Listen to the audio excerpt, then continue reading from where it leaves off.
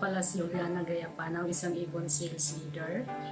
Matagal-tagal din na hindi ako nakapag-upload ng video dito sa YouTube kasi busy po ako doon sa Facebook namin, sa aming Facebook page. Okay? Kaya matagal-tagal hindi ako nakapag-upload. Bago po tayo magpapatuloy sa ating topic ngayon about your due date, mga penalties, tapusin niyo po itong video na to. Kasi dito niyo po malalaman kung paano natin gagawin, kung paano po kayo matutulungan. Tapusin niyo kasi doon po hanggang sa dulo, tuturo ko po sa inyo kung paano natin malalaman ang inyong due date. Alam, ang daming puputok sa likod namin. Nasa likuran. Okay, may binyagan, may kasalan. Okay, yun lang po, tapusin niyo po. Okay? So, maraming pong salamat. Okay? Paki-click, like, and share yung ating video kung mayroon po kayong gustong matulungan.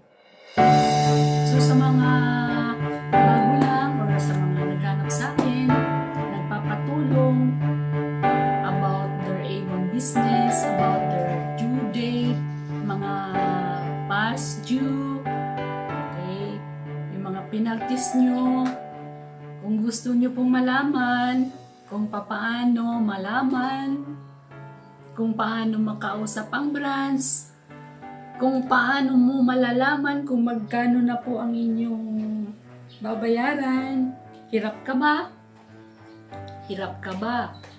Dahil hindi mo na ngayon mahanap ang inyong manager. Hindi nyo na mahanap yung mga nag-recruit sa inyo. Mga ganun ang problema natin, di ba? Okay, pero bago po yan, kung gusto mo itong topic na to, pwedeng paki-subscribe lang po ng ating channel and click the notification bell para pagka mayroon po tayong bagong upload na video about Avon, ma-notify po kayo. Okay? So, gusto ko lang pong sabihin sa inyo na kung gusto nyo pong magpatulong sa akin, lalo na pagdating sa past due nyo, problema nyo sa Avon, kung paano magbayad, paano malalaman kung magkano na inyong babayaran, hindi nyo maagilap ang inyong manager. Okay? Maglalagay po ako ng Facebook link kung saan makikita nyo po doon, pwede nyo po akong i-follow sa Facebook ko, nang sa ganon, madali nyo po akong makausap. Okay? Ilalagay ko po yung link ng aking Facebook dyan sa comment section. So, mag-comment kayo. Mag-comments kayo. Tapos, i-click nyo po yung aking Facebook link nang sa ganon, makausap nyo po ako. Alam nyo mga guys, paano ko ba kayo matutulungan, no? Kasi marami na po sa akin talaga ang nagpapatulong. Magme-message sa akin sa Facebook, sa Messenger, para humingi ng tulong. Alam niyo mga guys, mga Avon ladies, mga Avon rep, hindi po ako mismo ang tumutulong. Hindi ko kayo babaya, hindi ako ang magbabayad. Tutulungan ko lang kayo upang makausap ko mismo yung branch kung nasaan nandoon yung pangalan nyo. Yes. Tutulungan ko kayo kung paano ko makausap ang inyong manager o di naman kaya tutulungan ko kayo upang makausap ko mismo yung branch officer ng branch kung nasaan kayo registered. Kunyari na registered kayo ng Iligan branch, tatawag po ako sa Iligan para i-check po yung inyong status. Kung magkano na ba ang inyong penalties, magkano na bang babayaran, or pwede pa ba kayong mag-purchase, active pa ba ang inyong account, or discontinue na ba, pwede ba kayong mag-member ulit. Doon natin malalaman. Ganyan ang mangyayari kapag lumapit po kayo sa akin at tumili ng tulong. Ako mismo kakausap sa branch upang makita po natin ang inyong account. Kung di naman kaya gusto nyo pong malaman kung papaano mag-register sa Avon, mayroon po tayong link sa baba para pwede po kayong mag-register.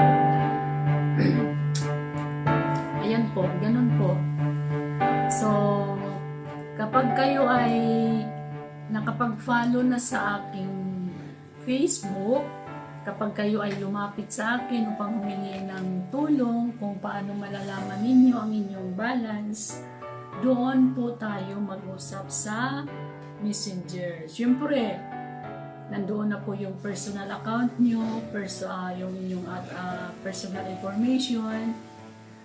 Dapat sabihin nyo po sa akin yung inyong birthday, ang inyong registered account sa Avon, sasabihin nyo sa akin yung complete address nyo, sasabihin nyo sa akin kung nasaan kayo ngayon. Huwag kayong mag-alias-alias kasi mayroon po akong na-encounter na humingi sa akin ng tulong. Gusto daw niya malaman kung magkano na yung utang niya sa Avon. Hindi nagbigay ng information niya. Paano kung ngayon siya matutulungan? Nag-alias siya.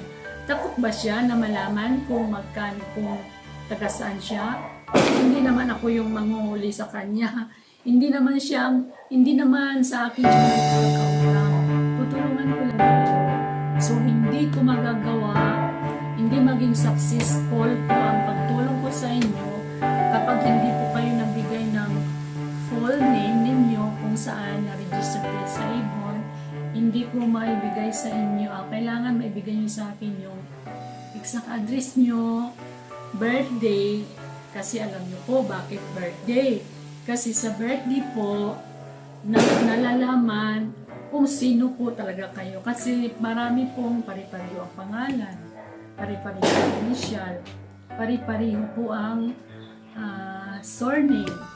So, sa birthday yan nagkakatalong. Kaya kami humihingi ng birthday para kung sakaling may kapangalan ka, imposible naman ka-birthday mo siya. Okay, di ba? So, yun po, may pumuputok sa aming lugar. Bakit kaya may pumuputok? Siguro may binyagan. Siguro may binyagan sa lugar namin. Kaya ganun, daming putok-putok. Okay? So, mga guys, sa mga gustong magpatulong sa akin sa Avon about their due date, their account, their status, huwag kayong mahiya lumapit sa akin. Kasi alam mo mga guys,